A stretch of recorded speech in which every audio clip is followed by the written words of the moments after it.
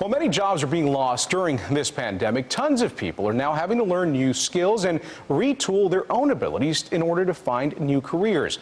Earlier today, I visited with the folks over at Milestone who've created their own training academy to teach people the trade of working on heating and cooling systems.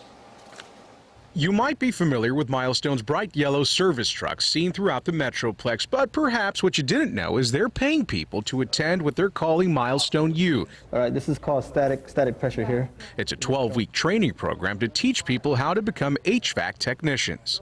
It's always nice knowing you have job security. David Kenny is a recent graduate of the program who trained while COVID-19 flipped our economy upside down. He says one of the main reasons he chose this trade is because during uncertain times like these, there's always a need for tradesmen. I know right now a lot of things are up in the air for a lot of people. You know, people are losing their jobs and they're sitting at home and things like that. And it's good to know that I don't have to worry about that. Make sure all your valves are closed there. While in training, students earn about $14 an hour and are given the tools they need. Upon graduating, they have their proper licensing, and their only obligation to Milestone is to stay on board for a year.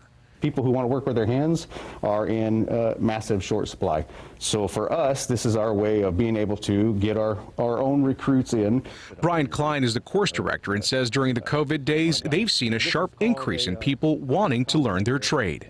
For us, we had 30 to 40 applicants in our first class. The second class, we've had over 100, and we're at that same rate right now.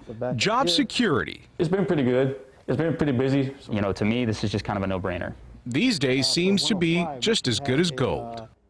Well, if you're interested, folks, you can apply to Milestone U on their website. We should also tell you that the entire company is following strict COVID-19 prevention guidelines, including always wearing a mask.